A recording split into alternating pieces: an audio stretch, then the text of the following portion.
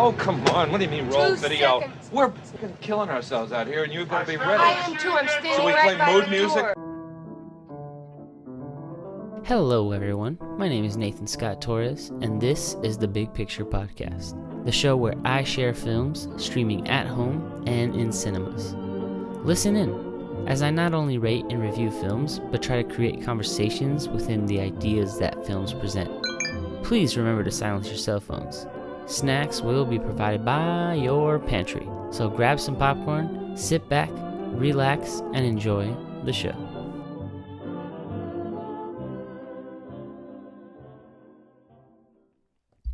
What is up, everybody, and welcome back to another episode of the Big Picture Podcast. This is episode 77, and today we've got a special episode because today it actually sprung up randomly. I mean, I could tell you that we were gonna probably record this episode in the near future, but I'm glad that we're taking it the next day from when we watched it. Yeah. And joining me today on the podcast, I've got my good friend Robert Smith here. Yo. What's up, Robert? What's up?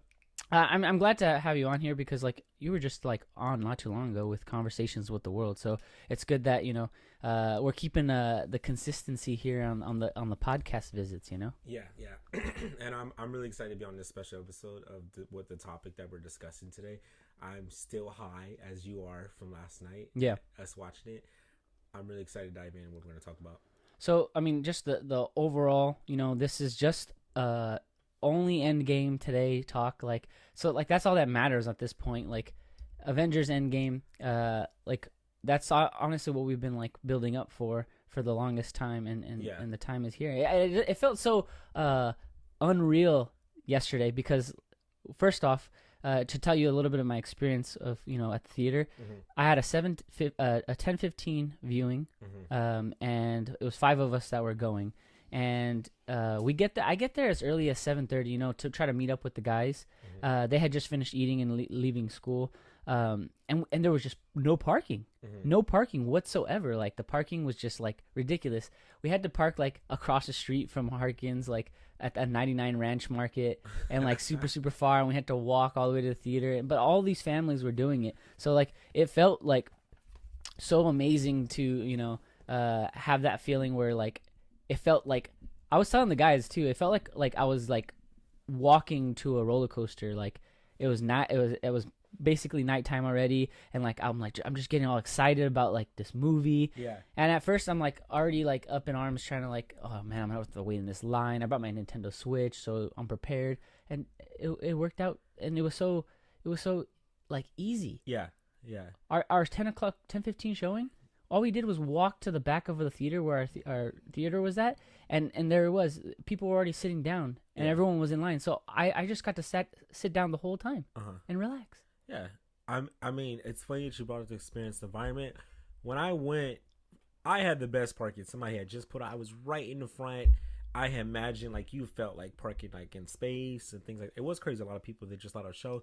And as I was walking up, I was wondering if I should cover my ears because they're gonna someone's gonna talk about it and I'm gonna spoil it You were gonna catch somebody saying something on the way out. There's this episode of The Simpsons. I don't know if you guys know, I am personally the biggest Simpson fan ever. I believe it. And there's this episode where Homer does a flashback with Marge and he's walking out of seeing Star Wars and he's like, wow, I can't believe that Darth Vader was Luke Skywalker's father.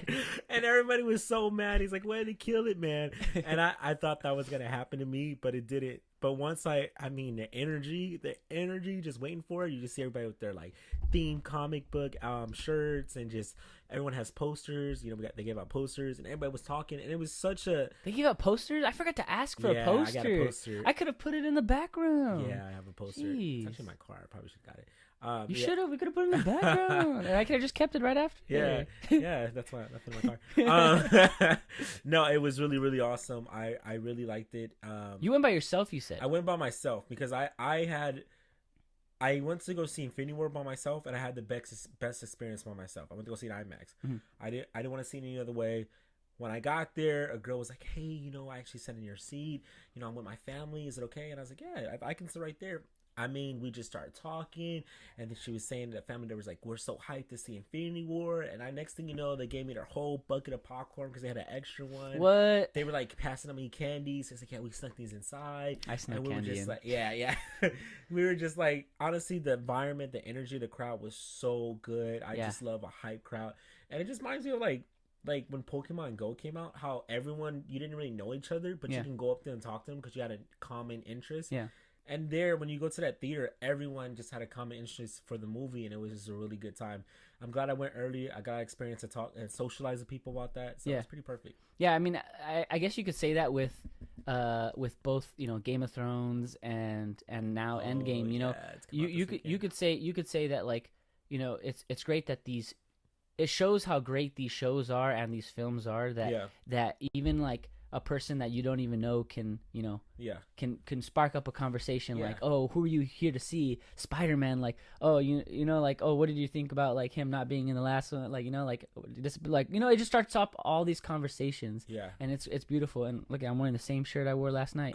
There was a lot of Spider-Man shirts yesterday. I seen that because I went to church and we had a superhero. So my pastor's so cool. Oh, I saw that. What he had a wait. I saw that the guy that was speaking up with the cone back hair. Yeah, he looks super hipster. So he that's what I would say. He was like, hey, I want to do an Avengers themed church service because our church is on Wednesday. It's come out Thursday. So there's like every new member that comes, we're gonna buy you a gift card to go watch them. What? How cool! We had 21 gift cards. So a lot of people come. People wore their out shirts. So it was a very comic book thing. After we had like a little party.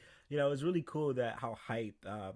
You know, like in the religious, he even had a service. He compared like the Avengers to like Jesus Christ, and it told disciples. He was like, when you think about it, these people are outcasts. You know, nobody liked them. You know, like we can relate to Black Widow being an outcast. You know, their people had blood on their hands. They weren't picked to be a hero, but yet God used them, and that's how Nick Fury is them. So he kind of compared. Dude, did you? I was not ready for that, dude. I mean, I now that you're saying like all this stuff, like I would actually like love to have been there, you know.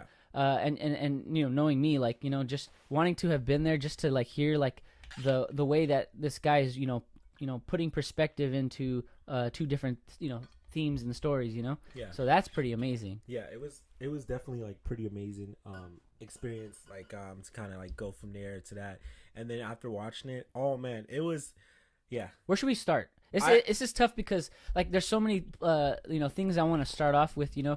It's just I don't know where to start with this film. It's so immense. I was overwhelmed the whole time, and I tried resting up the best I could, like leading up to like the actual like film. I was well rested, but you know, I do have to confess that I did kind of drift off at one point during the film, right? During the film, and I'm not embarrassed to say that because you know it's hilarious that it happened in the exact same spot that I drifted off in. But luckily, I opened my eyes at the right time, because if I would have missed this part, like I missed it in Infinity War, I would have been so distraught to find out, you know, that this person was missing towards the end. And like, well, this is a spoiler. This is definitely spoilers. We're going to talk about a lot of things, and I'm glad you brought up that. And kind of like a negative context of drifting off, because there's a lot of things I want to just say about this. You know, a lot of people are expecting a positive, like great review, but I'm here to say that there were some things that I have to get off my chest about this. And, let's get the negatives out of the way first. Okay, then. Let's definitely do that. I definitely want to cover that. Nate, you're saying you drift apart. I felt like I was very surprised to how boring the beginning of the movie was. Well, okay, so like I just want to say right before you get into that, like I didn't drift apart because of how boring it was. Okay. I drifted apart because of like how tired I was. Okay. So like, wait, you didn't rest up? Because I took a nap. And I rested up. I mean, I wish I would have rested up as much more than I could, but I had work. I just come from work. Oh, okay. So like I didn't really have that much time, and then plus like heading to Chino Hills, it's kind of like a commute. Mm-hmm. So I kind of had to like space out some time. So I was a little tired, but I wouldn't say that it was boring for the reasons. You know? So what I want to mention is that I was surprised because if I think in my head I was comparing it to Infinity War, and there were certain things I was just like, okay, because Infinity War was a very serious tone film. Like there wasn't a lot of play. There was jokes, don't get me wrong, but it didn't have a lot of playfulness. in this movie. For a second, I was confused because I thought at one point it was a Guardians of the Galaxy film, because in any Marvel Avengers movie, they have never played music, like songs, like kind of like that classic music that Guardians of the Galaxy does, because they're known for their good. I actually liked that song at the beginning. Like, I don't know what song when they that like is. the ship and when they got on the ship. Yeah, it's like really like, I don't know. Like, I'm not saying it wasn't a bad song, because Guardians of the Galaxy has a good what am I trying to say, like audio, like, yeah, good like music, their music, their soundtrack playlist, soundtrack. So they have a good, and they're known to play like these old school kind of soundtracks. So at one point I was like, is this a Guardians of the Galaxy film? Because Avengers, they have never played not one song like that. I mean they did that in Infinity War when they cut to space. They did that in Infinity War. But that was a scene with the Guardians of the Galaxy. That's yeah, but I think what they're trying to do there is they're trying to give, now that this is Endgame and this is the biggest film, it's 3 hours, they want to try to fill in anything they can with like any type of like piece of everything that they've been working on. So I can see why they would throw that in. And I thought it was a good touch. I really thought it was a good touch. But I can see going back to where like I think the dialogue in the beginning is kind of what maybe brought you down a little bit in the boring side. But I gotta tell you this: Infinity War was this, like it was like a roller coaster. Like it went right away up, and you're just going up, swindling, right? This movie, I feel like it goes, it starts off just on it was like Goliath. It was like click.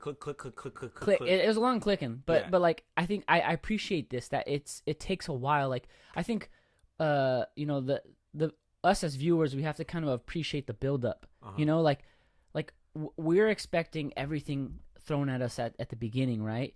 And honestly, I think I was pretty stumped to see right away how quickly it escalated when Thor ran into Thanos. In my opinion. So that opening scene just let me just get the way. So with that, because I felt like I didn't know, I was approaching this very serious.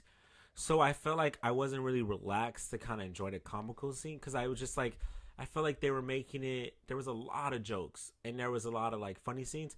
And I felt like, I don't know if I was like, half of the world is gone and I'm just like so serious. I don't know. And I didn't know what to expect. Like I was just like waiting. Like I felt like I was waiting for the build up. And I had the first scene, and that was the only action part in the beginning. And then when you have like an hour and a half go by and then you finally build up, when that happened, the fight, I was like, oh, okay, now I can kind of be more of alert. The part that kind of woke me up, like, was when Captain America grabbed the hammer. That's when I was like, okay, now I'm awoke. Yeah. Now I can now we're about to get some action. Well, that's what I'm saying, is that like I think I appreciate the way that they approach this film, in the sense that like obviously they have to give us context. They have to build it up on how are we gonna pull off this impossible mission. Yeah, I think it took me a while. Like, all right, I gotta like sit back and kind of enjoy what's being thrown at me. Like I feel like, and why I say I feel so overwhelmed is because like, and I really got to watch this movie again, because I feel like there is so much symbolism that everyone is missing. Everyone is missing a lot of symbolism, and maybe I'm overthinking it, but I just think there's a lot of things that maybe the second time or the third time around I watch it, because I know I'm gonna watch it over and over again. Do you want to share like a symbolism that you think? I mean, it's a stretch. I don't want to jump to this. I'm pretty. It's a stretch. There was one thing that I want to like. I'm like, okay, I don't think anybody noticed this. It's a stretch that I don't want to jump to just yet, because I don't want to sound like an idiot. Okay. It's just like let me watch it one more time, and then I can start to write up these ideas.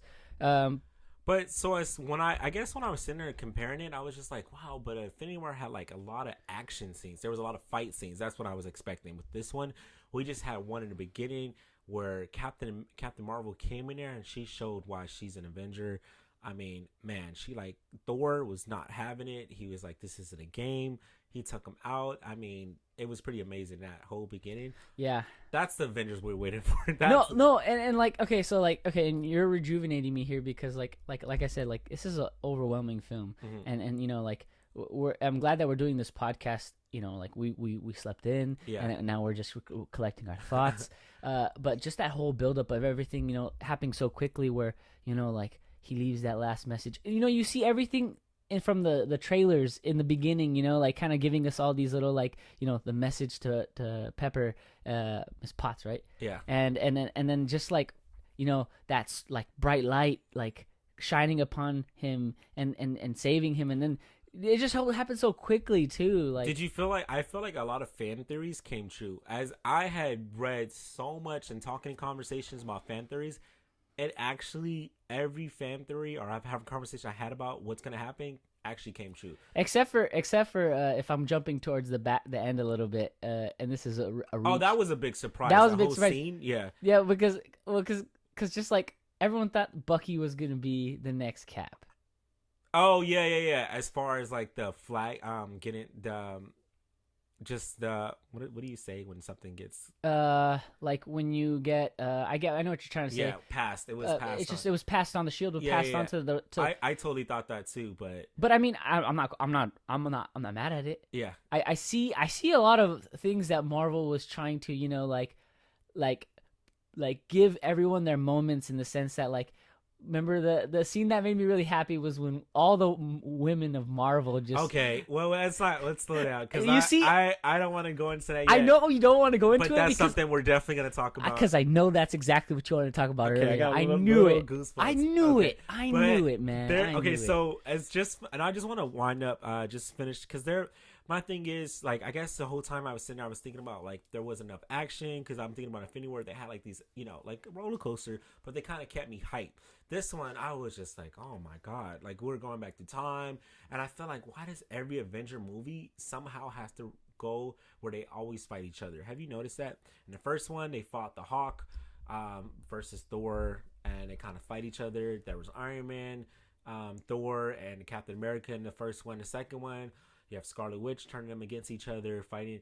And the third one, but like you are talking about, like just like the main area, I find that Avengers, there's always some kind of association where they're actually fighting each other more than, and a lot of time. I mean, of course they're fighting bad guys, but I always find that they're fighting each other a lot often. Well, I mean, obviously you see the biggest one of the headbutts is Cap and Iron Man. And it was good that we had that reconciliation once they came. Like, it was no judgment, and that's a really masculine thing to show me, because like when men, something like if you have a truffle, it's like in a point you don't even need to talk about it. You're just quickly able to forget about it. As for women, you have to sit down, address it, and move past the situation. We're not sexist, ladies. It's 2019. We're all about equality here. Yeah. But I mean, isn't that something that I felt like I was kind of happy that we didn't have to really... I felt like, yeah, we could have mentioned it. Like, you know, last time we saw each other, we tried to kill each other. It's cool, but... Well, I think it was actually one of the biggest pivotal moments in the film, and early on, is when Tony just goes off on Cap, you know? Oh, that built-up animosity. Yeah, right. You know, like, he just, like, you know, like, you could see why, like... I don't know, like, just this whole time, and obviously I will get to that ending a little later, but just this whole time, like, everyone was always hating on, like, Iron Man, you know? Like, for the fact that being that, like, he was always trying to do the right thing, but, you know, tread lightly. Yeah. You know? And for him to go off on Cap, like, it shows that, like, it just shows that, like, how much weight is on his back. You know, of what he can do and what he can help provide. Yeah, and I think that's part of that weight. I guess when I was waking up this morning, and you know, I was up, but I was still in bed, just, you know, contemplating and stuff. And I guess and I don't know if anybody out there is gonna like see it my way, and you're not gonna see it my way when I say it this way, but I think, and this is a weird way to say it. This is an analogy that I'm trying to come up with. I think Iron Man and Messi are like the same people. Messi, who's Messi? Messi is like the greatest soccer player in the world. Okay. And I'm thinking both of these in the same platform, in the sense that, like, Messi in the World Cup, he hasn't been able to get the World Cup, but he's put the world on his back and constantly just not been able to win the World Cup. The 2 World Cups ago, he was closest to winning it, and then he wasn't even in the World Cup the following World Cup. But I just see it the same way, and I'm trying to make it as an analogy, is that, like, that Iron Man has all this on the back, you know, but everyone just looks at all these other characters as these are the ones that are going to make the biggest impact. But Iron Man's always thinking with technology. I'm glad we're talking about this, because we're able to gather a perspective from Iron Man, and I want to defend Captain America because that's an American ass, and and so his reply, it was like, look, that's cool that you have that and you're able to get that. What would that have helped though? Honestly, let's think about that for a second. Iron Man, what would that have done? We have Thanos with a snap of his finger wiped out.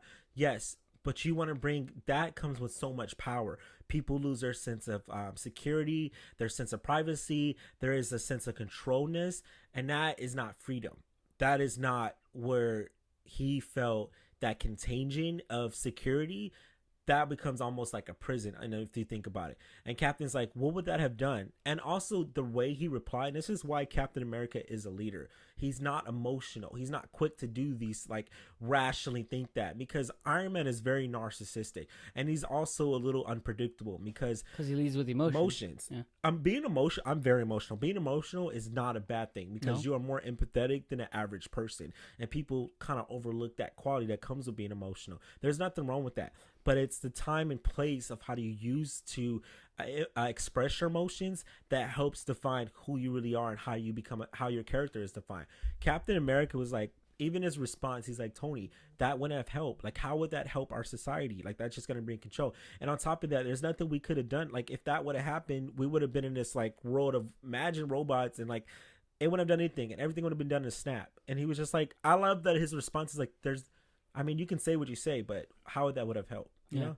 And that was a really good kind of like mature leadership way to respond. And no matter what, Captain America will always be the leader of the Avengers because he just has what his take. You know, he just thinks about the bigger. I mean, they both think about the bigger picture. They both obviously care about everything. Yeah. It's tough. Like it's definitely tough. Like when it comes to saying like who's in charge. Yeah.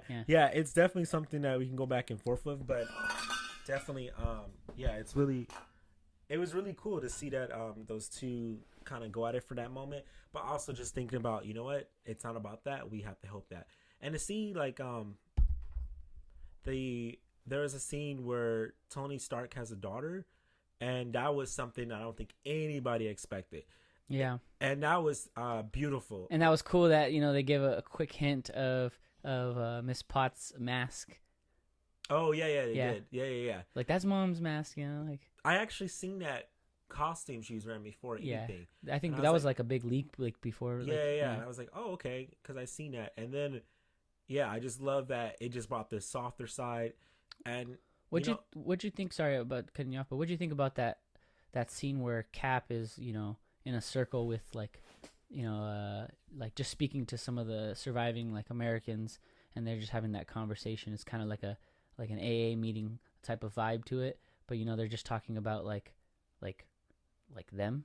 Now that one had a lot of subliminal messages as far as like Cap is this kind of person. He's like, yes, things happen, but you have to learn how to move on. Yeah. How do we deal with the circumstances that we have at hand?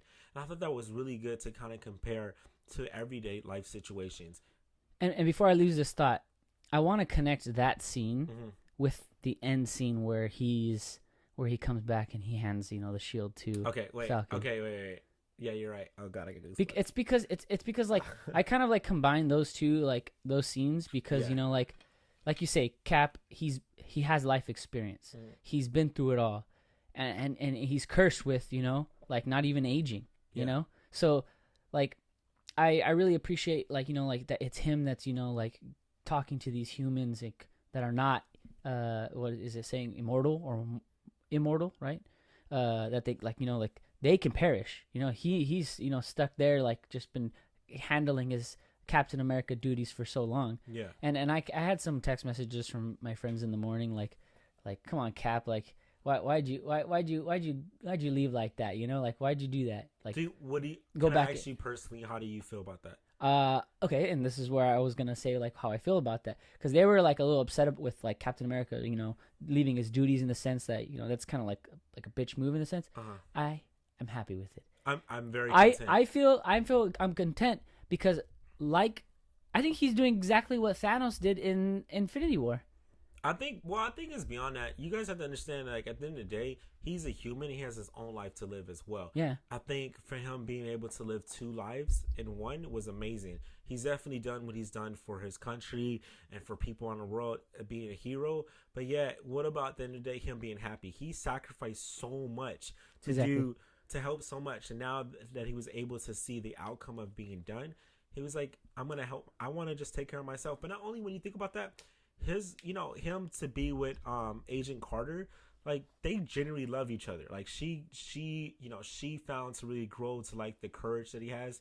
And then him saying, oh God, I feel like I'm getting emotional. But then him like saying that, want to choose my happiness. I want to be happy too. And I want to not only just, find that mate, as he's seen time goes by, he sees all these people together and he sees all these things, but he knew no matter what, how much time goes on, he would never be truly happy if he wasn't with her. Exactly. And he missed that. Yeah. And yeah, he can be with his niece. So that was pretty gross, by the way. Incest. But because he like made out with her niece. Yeah. But he was just like, you know what? That's the love of my life. I'm gonna do what it takes to go back to be with her. And I'm sure he lived a very cherishable life with that. What I want to ask about that, how did that happen? He took anything can happen with those Infinity Stones. No, where was the other Captain America? The one that he fought? No. Okay, so if Captain America went back in time to go live his life with Agent Carter, what happened to the Captain America that was already back in time? That was him, the old man. No, Nate, it didn't make any sense. So you remember the first time they went back in time, he met himself, right? Yeah. They fought. Yeah. Now, that means there was one in the past, one came in the future.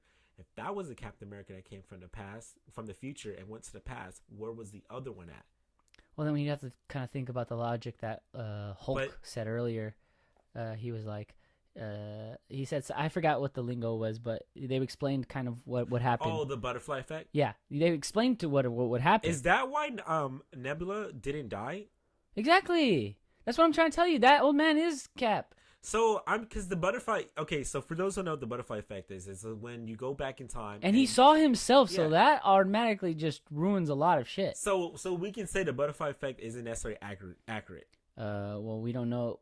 We don't really know. Oh, we don't know. We don't really know. Saying, so what was the theory? The butterfly effect is like a black hole in a sense. Like we don't know exactly what's gonna happen. Like it's already happened. Butterfly effect is something that if you go back in time, you like mess up something, it would affect your future. In most cases, so if someone dies in the past, they would die in the future. They won't exist. But Hawk's theory was what exactly? Hulk. That's basically it's basically the simple logic that if that's basically what you just said right now. But so he's saying that the butterfly does exist? Because if that was the case, why there wasn't another Captain America in the past? Like, how would he live his past and there's one in the past? Do you get what I'm saying? Why did Nebula shoot herself but still survive in the future? That doesn't make any sense. Like, that's the thing. Well, actually, I get that scene, the Nebula scene, because they were both in the time space at one time. They were in the future together. Mm-hmm. So I can kind of see that happens. But the past, no, because... you see what I'm saying? We'll get back to that. See, Marvel, you're playing on emotions at this point. We'll get back to it. We'll get back to that thought. It's just like I'm telling you, we're obviously gonna tread in waters that that we're still uncertain of because it's just one viewing, very overwhelming viewing of this freaking amazing film. I mean, where else can we go? I mean, besides like I already want to get to like the main, Actually, I will save that for last because. We were digging into kind of like Captain America in time travel and stuff. Yeah. I wanted to kind of get your opinion on the end credits sound. Did you stay after the credits? I stay out there knowing that there wasn't going to be anything. I knew that because they said they weren't going to show anything until Spider-Man comes out. But you heard something. As far as what? But like there was something. No, Nate. I stayed there the whole time. They didn't show anything. Did you stay after the other ones? The last credits? The whole movie went off. You didn't hear the hammer? No, I didn't. Really? Oh man, like that's what I was saying. Like I'm like, let's go, guys. Like, oh no, wait, Nate, what are you, a noob or something? Like I get it. Like they always. No, are you sure, dude? Because we stayed. Dude, there. Do you want to know what happened? What happened? I was there. What happened? You don't see anything, but all you hear is just a hammer, dink, dink. Okay. Dink, tink, and it just goes away. And people were pissed. People were pissed in the theater. Like, are you fucking kidding me? This is all we got? Like, this is a joke. They scammed us. Like, people waited, and I am happy that we got that, because now my mind is. I'm thinking like, okay, well, guess what? Cap took the hammer with him, Thor's hammer with him. So I'm thinking like maybe you are onto something about Cap, like, you know, throwing us off with where he's at in time, because at the end of that freaking movie, you hear this hammer go tink, tink. Either it's that or it's just Marvel just saying we're in the workshop. That's the only two things I can think of. That's the only two things I can think of. I just feel like I haven't really heard anything like in response to that, as far as like that being elaborated. We keep researching that, because I don't know why that happened at my theater. Well, because they were very clear saying that they were like, we're not showing anything. They didn't show anything. We're not giving anything. They didn't show anything until the Spider-Man, the next Spider-Man comes out. Yeah, they didn't show anything, man. But I'm telling you, they put a sound bit of a hammer, like it just hurt. You heard dink. Yeah, dink. That's it. That's all it was.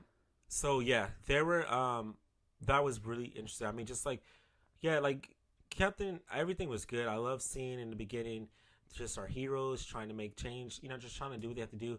I just thought it was kind of long to go back and forth. I call those fillers, because if you think about it, we can just get straight to the point.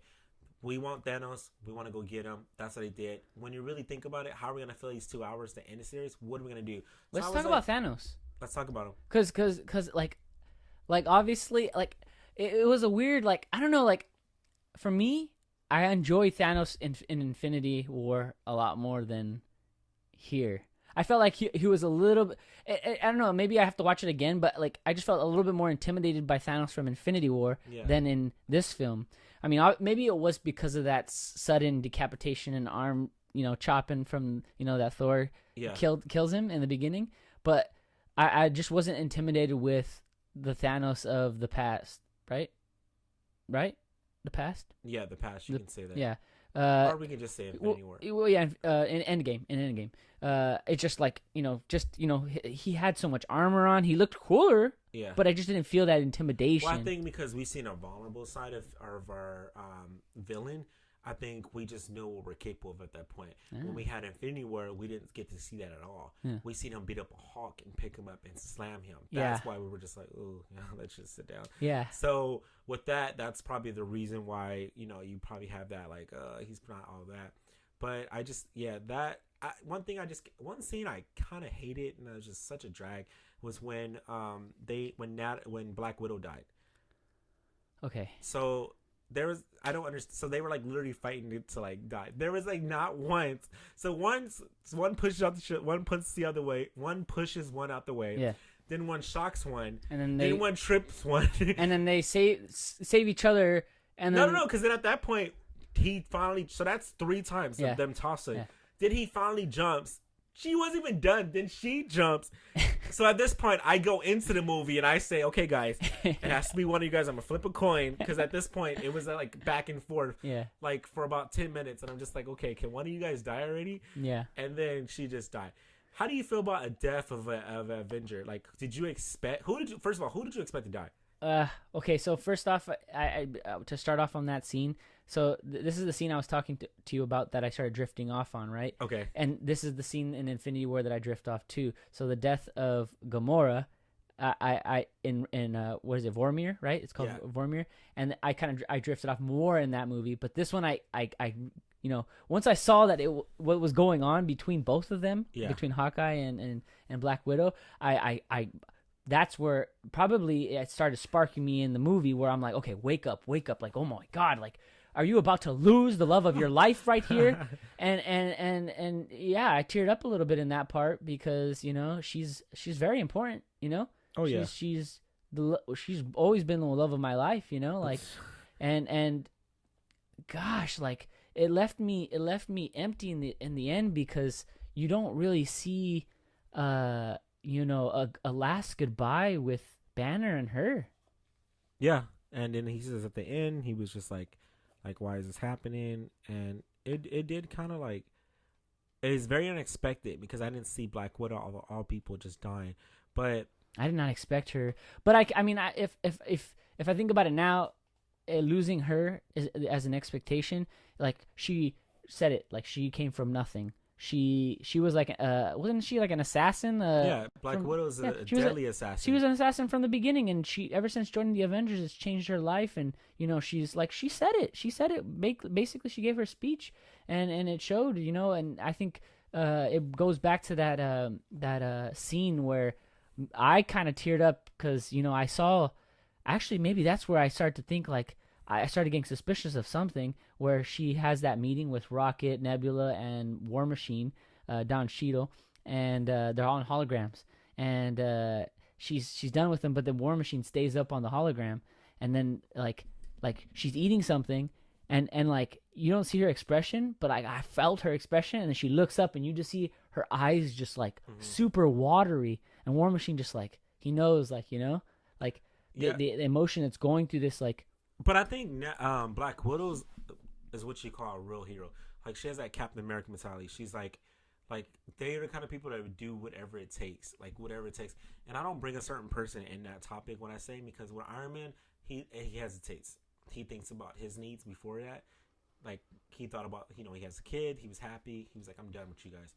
And with them, they don't even let a second go by of what they have to do for the world. If it means killing themselves, they know what they have to do. Yeah. So with her, it was really good that she kind of stepped up the plate to kind of keep S.H.I.E.L.D. still going, and really kind of like pick up the plate for Nick, pick up the S.H.I.E.L.D. for like Nick Fury.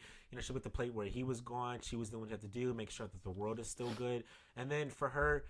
When it came down to the Soul Stone, which I'm a little weird. What was the point of presentations if no one really elaborate about all this information? Like Nebula knew so much information about what was going on. She knew the time and place when she goes to that planet to go get that stone, what was going to happen. If she knew that was going to be there, she didn't think to mention that. Or the Soul Stone. Maybe you got confused with which Nebula it was, because you know that. No, I know, but I'm saying Nebula knew. When she went with War Machine, she was like, Thanos we were all looking for at this point. So he might be here. You don't think you should have shared something like that? But actually, I was going to say she could have shared more information about the Soul Stone, but I forgot she did because she didn't know she wasn't there. She didn't know you had to sacrifice the soul to get the soul. Yeah. So that makes, it makes a little sense. Yeah. But what does she know about sacrifice? She wasn't there, so she didn't know. No, but I'm saying like because of what she is. Oh, but I think Nebula has a change of heart. Definitely building that bond with her sister and also being kind of with Tony that long. You can see a softer side of her. She's a very emotionless person because maybe that's just how she was raised. Well, she's like half mech, half like... To an extent, but like who's out? I mean, when she was venting about her in Guardians of the Galaxy 2, about her, she was legitimately hurt. She was like, we never had a sister bond. Well, if it wasn't for her to speak up about, how she felt, then Gamora would have still stuck with Thanos in this movie that we just saw. And actually, that's what I want to get on right there. I want to get on what's going on with Gamora. Like Gamora, she's what? She's not part of the Guardians of the Galaxy anymore? Like, because what happened to the... Yeah. Like, it's just like, and she wasn't even at the funeral. Obviously, I understand why she wouldn't want to be at the funeral. She's emotionless too. But we lost Gamora in Infinity War, and the Gamora that we got in this movie, obviously, she's from the past, so she doesn't know of Quill and anybody, so she doesn't have any recollection other than what Nebula has told her. Yeah. So I mean, that hits my heart a lot because I love Gamora so much, and like. I even cried till today when I watched Infinity War when that scene happens. I hope she makes better decisions about Quill. I just feel like I didn't really like their love story. I just thought she could do a lot better. Yeah, I mean it's tough. I mean we don't really know much about alien-human relationships until we get there. I just thought he's an idiot. Like Nebula, she's like, yeah, that's the one you chose. Yeah. So I was like, that was funny. But yeah, we did kind of like lose. Gamora because she's not herself, well, she is herself, she's just in the past and she hasn't reached that sense of empathy or when she came to Guardians of the Galaxy, she discovered a family. And she hasn't experienced it, so she doesn't know what it's like. Now it's like her and Gamora, Nebula switch roles because Nebula is embraces, she's now gonna be in a she's an adventure Avenger because she has the A. She wore the A when she went to the thing, so she was cleared. She was official. But now she's a Guardian of the Galaxy. And now Thor is a Guardian of the Galaxy. Okay, so this is the part I can't take serious. Fat Thor? What was up with that, Marvel? Like, dude. I know it's funny at one point, But to see him fight fat, it was just a little It ridiculous. threw that was probably the biggest curveball of the film. I think that was the biggest curveball of the film, being that like because we saw on the posters, obviously, like we thought we were gonna get like Thor, it was just too much. I mean, obviously we have to obviously we have to ride this train of Thor that we've been riding. Like, obviously we've seen all the different. Thor has to be different every time. That for him to survive. I think Thor has to be uniquely different. From the beginning, we got boring Thor. Boring like.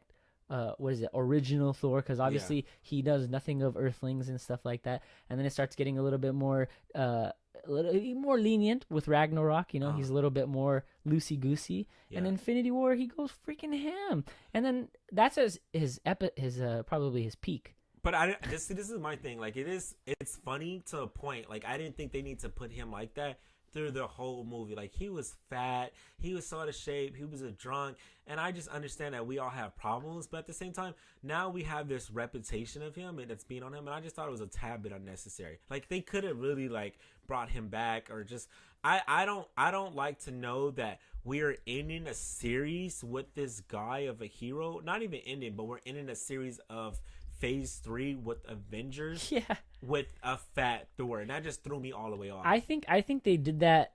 I think they did that as a handicap, honestly. You think so? I think they did that as a handicap because, like, if you were to honestly put Cap at his peak, obviously, when you think about it this way, I keep putting it into soccer analogies. You give, these are your top strikers right here, okay?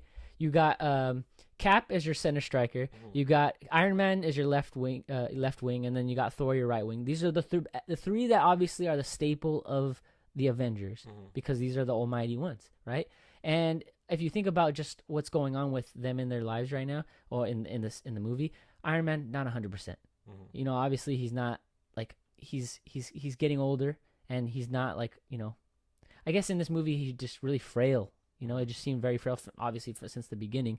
Cap is probably at his peak, but obviously you're gonna have to, in the final end game, you're gonna have to you fatten up. And I just found it a little unnecessary, like unnecessary. Like, you didn't appreciate the scene with his Ragnarok friends playing Fortnite. I thought that was hilarious. Don't get me wrong. They were playing Fortnite. He was like cursing the kid out. Put up your butt. I will go over there and I thought that was cool, but I just thought that for us it was unnecessary. We could have had like a drunk fit Thor. Like, I just thought that them to kind of portray that was really unnecessary. Like, I didn't see the point. I did like the fact that Valkyrie was in there. We got Valkyrie to come. She finally makes. There was a lot of passing down of things. There was a lot of passing down. So she's the queen of Asgard now. Yeah. So he appointed her to queen. He's like, you're responsible. It seems like you're picking up the work that he's doing, and that just goes to show like how. That's why I don't like how they portray this, because they just downgraded Thor. They made him like Thor's the last of his like his kind, being an Asgardian, and for him to kind of like. Now he's giving it to a completely different species. Valkyries are different people. I honestly think that it's the perfect send off for Thor. I think he deserves to be a guardian. Now we're in the unknown now, like, because now we don't know what Thor's gonna go, and he's gonna be a perfect addition to the Guardians of the Galaxy. If that's what we're thinking at the moment, he's the perfect addition to the Guardians of the Galaxy. I'm loving this new Guardians of the Galaxy roster. So now we have a Thor, and then now we're just having Thor to the Guardians of the Galaxy. I like that. The next Guardians of the Galaxy movie, if that's the roster right there, I'm in. I'm not a big fan of that. Well, we are getting a next Guardians of the Galaxy, but I don't think it maybe has to do with anything that's. So now we're taking away a main lead character, and we're putting him in a second, because he had his own series. He had like his movies. That's where I'm coming from, bro. Like, they're downplaying. If you didn't like that little ending scene between Quill and Thor, I don't know.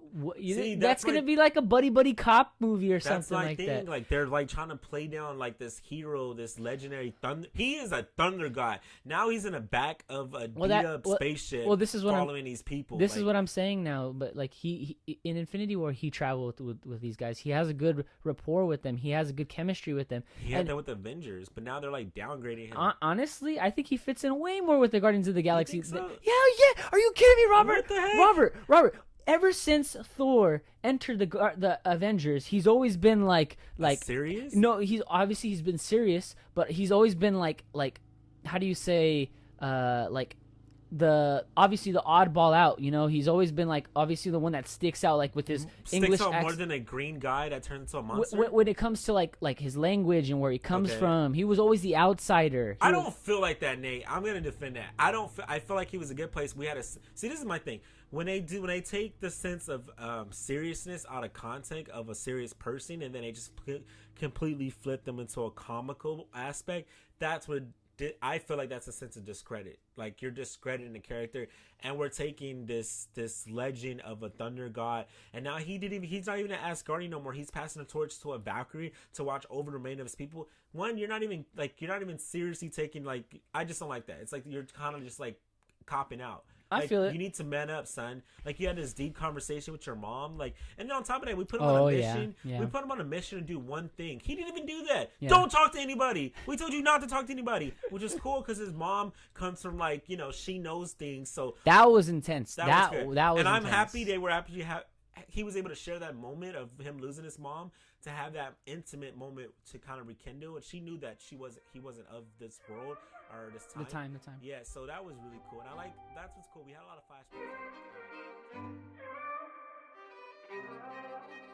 flashbacks.